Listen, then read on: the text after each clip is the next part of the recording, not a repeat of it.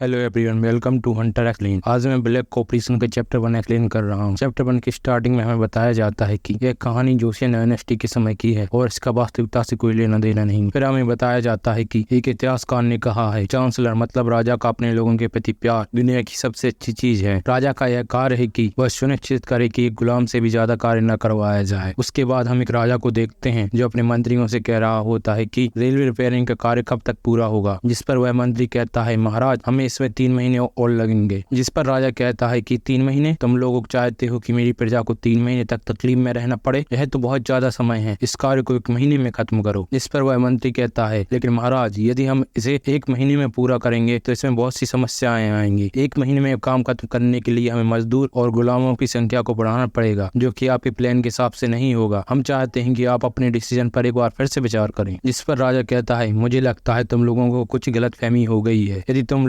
लोगों की समस्याओं की सच में परवाह करते हो तो क्या तुम लोगों को भी उनके साथ मिलकर काम नहीं करना चाहिए, या फिर तुम लोग चाहते हो मैं उनके साथ काम करूं? जिस पर सभी लोग कहते हैं, महाराज हम आपका सुझाव चाहते हैं। तब राजा कहता है, तो मुझे लगता है कि यह कार्य 1 महीने में हो जाएगा। तब सभी कहते हैं, जी महाराज। फिर राजा इतिहासकार से कहता है, इतिहासकार तुम इतनी देर से क्या टाइप कर रहे हो? क्या तुम मुझे गालियां दे रहे हो? जिस पर इतिहासकार कहता है, नहीं महाराज। इतिहासकार डर कर कहता है, मैं ये अपने सपने में भी नहीं सोच सकता। अभी मेरी उंगलियां लिखने में इतनी माहिर नहीं हुई, इसलिए थोड़ा टाइम लग रहा है। जिस पर राजा कहता है, सच में? तो क्या मुझे तुम्हें फिर से प्रशासनिक प्रशिक्षण केंद्र में भेज देना चाहिए? जिस पर इतिहासकार कहता है, महाराज मैं अपना बेस्ट करूंगा। राजा कहता है, ठीक है, मेरी नजर तुम पर ही रहेगी। फिर राजा कहता है, मुझे अभी भूख लगी है तो मैं खाना खाने जाता हूँ, हम 30 मिनट बाद फिर मिलेंगे। तब वहाँ खड़े सभी लोग कहते हैं, हम आपकी बात समझ गए महाराज। फिर हम राजा को देखते हैं जो कहता है, यह लोग इतना से लोग कैसे हो सकते हैं, न जाने प्लेन कब अपनी उड़ान भरेंगे। उसके बाद हम किम जिनो को देखते हैं जो कि एक ब्लैक स्मिथ होता है। ब्लैक स्मिथ लोहार को कहते हैं जो कोई चीज बना रहा होता है जिससे बहुत तेज आवाज आ रही होती है। तभी हम देखते हैं कि बाजू में रखा उसका फोन बज रहा है, लेकिन उसे उसकी आवाज सुनाई नहीं देती। तब एक बंदा दरवाजे में लात मारकर अंदर आता है और कहता है, तुम मेरी कॉल का जवाब क्यों नहीं दे रहे? किम अपने ही काम में लगा होता है और वह हथौड़े से गर्म लोहे को पीट रहा होता है जिससे बहुत तेज आवाज आ रही होती है, जिसे सुनकर उस बंदे के कान से खून निकलने लगते हैं। फिर वह बंदा जोर से चिल्लाकर कहता है कि किम जिनो। तब किम कहता है, भाई विग्नो आप कब आए? हम इसे बियुंग कहेंगे। बियुंग कहता है कि मैं अभी आया, लेकिन तुम क्या बना रहे हो? क्या तुम्हें सुनाई भी नहीं दे रहा? मैं तुम्हें कॉल कर रहा था। जिस पर जिन कहता है कि मुझे ससामी ब्लेड बनाने का एक ऑर्डर मिला था। इस पर बियुंग डरावना चेहरा बनाकर कहता है, ससामी ब्लेड? जिस पर किम डरते हुए कहता है कि यह केवल एक फ्लैट नाइफ है जिससे एक जापानीज रेस्टोरेंट ने ऑर्डर किया था जो कि सोल में है। बियुंग कहता है, ठीक है, मैं तुम्हारी बात पर विश्वास कर लेता हूँ क्योंकि तुम कभी झूठ नहीं बोलते। किम कहता है, तुम जब भी आते हो तो तुम्हें हर बार बताने की जरूरत नहीं है कि तुम एक डिटेक्टिव हो। बियुंग कहता है, ठीक है, जो भी है, यह मम्मी ने किमची बनाकर भेजी है, बहुत चाहती हैं कि तुम इसे अच्छे से खाओ। जिस पर किम कहता है, आंटी को थैंक यू कहना। बियुंग कहता है कि तुम यहाँ की सफाई क्यों नहीं करते, यह कैसा दिख रहा है? तभी बियुंग कुछ देखता है और चिल्लाकर कहता है कि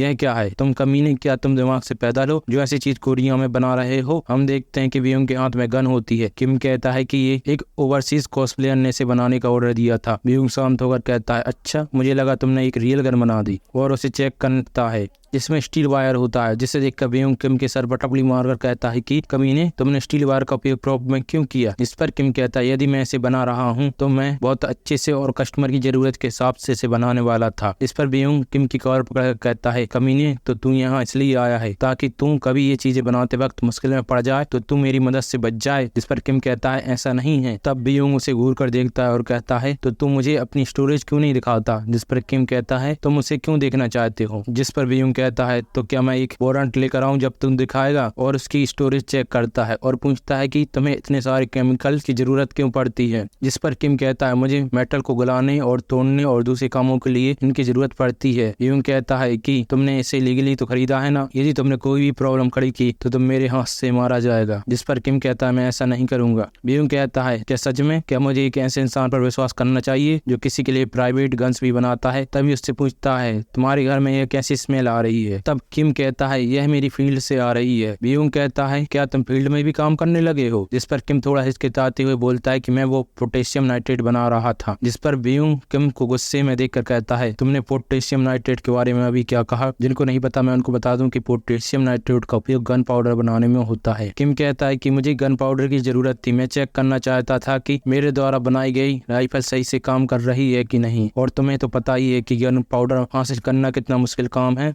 ब्योंग गुस्से से आग बबूला हो जाता है और किम के कंधे पर हाथ रखकर कहता है, छोटे भाई तुम्हें पता है ना मुझे कितनी मुश्किल से तुम्हें अंकल से दूर करना पड़ा जब तुमने कहा कि तुम अमेरिका जा रहे हो और वहां जाकर तुम एक शिप बनाना चाहते थे। तुम्हें पता होना चाहिए कि प्रॉब्लम खड़ी करने की भी एक लिमिट होती है। और उसके कंधे को दबाकर कहता है कि अभी इस पर हल चलाओ और उससे कहता है कि मैं 2 दिन बाद आकर फिर से चेक करूंगा, तब तक पूरी जगह पर हल चल जाना चाहिए। किम कहता है ठीक है। ब्योंग जाने से पहले कहता है कि किमची को फ्रिज में रख दो अभी, और वहां से अपनी गाड़ी लेकर निकल जाता है। किम कहता है कि मुझे कल मिस्टर होंग का ट्रैक्टर लेना पड़ेगा और अलवारी में किसी चीज को देखकर कहता है कि चलो उसने इस चीज को तो नहीं देखा, यदि उसने इसे देख लिया होता तो वह पक्का मुझे डिटेंशन सेंटर में भेज देता। फिर हमें पता चलता है कि किम नाइट्रोग्लिसरीन को देखकर यह कह रहा होता है। नाइट्रोग्लिसरीन डायनामाइट के लिए रॉ मटेरियल होता है जो कि लाइट, गर्मी और नमी के प्रति बेहद सेंसिटिव होता है। थोड़ा सा भी इम्पैक्ट पड़ने पर वह फट जाता है। फिर किम सोचता है कि आखिर मैंने इसे बनाया ही क्यों, इसके साथ तो मैं बिल्कुल भी नहीं पकड़ा जा सकता। तभी वहाँ भूकंप आ जाता है और किम के हाथों से नाइट्रोग्लिसरीन का बॉक्स गिर जाता है। किम उसे पकड़ने की कोशिश करता है और उसे पकड़ लेता है, लेकिन एक नाइट्रोग्लिसरीन ट्यूब बॉक्स से नीचे गिर जाता है। और फिर हम नाइट्रोग्लिसरीन का कमाल देते हैं और एक केमिकल रिएक्शन होती है और एक बहुत बड़ा विस्फोट होता है जिसमें किम का राम नाम सत्य हो जाता है। उसके बाद किम को चारों तरफ अंधेरा दिखता है और उसे स्टफी फील होता है। किम सोचता है कि क्या वह अभी भी जिंदा है और वह 2 लोगों को देखता है, जिनमें से आदमी कहता है कि डियर हमारे बच्चे ने आंखें खोल ली, जिस पर वह लेडी कहती है हाँ तुमने सही कहा। किम सोचता है क्या इन दोनों लोगों ने मेरी जान बचाई है। वह लेडी अपने हस्बैंड से कहती है इसकी आंखें बिल्कुल आप पर गई हैं। उसका हस्बैंड कहता है हाँ, और इसकी नोज बिल्कुल तुम्हारे जैसी है। किम सोचता है कि आखिर ये लोग किसके बारे में बात कर रहे हैं। फिर वह लेडी कहती है कि अभी अभी यह मूव किया। किम मन में सोचता है कि आखिर इनके बोलने के तरीके को क्या हुआ। फिर उसका पति कहता है क्या इसे कहीं अनकंफर्टेबल महसूस हो रहा है। वह लेडी बोलती है चलो मुझे इसे उठाने दो। किम सोचता है क्या मैं ऊपर उठ रहा हूँ। तभी हमें पता चलता है कि किम 35 साल की उम्र में भगवान को प्यारा हो गया है। किम सोचता है आखिर यह दोनों कौन है। फिर हमें पता चलता है कि किम जोसियन पीरियड के समय में पैदा हुआ है।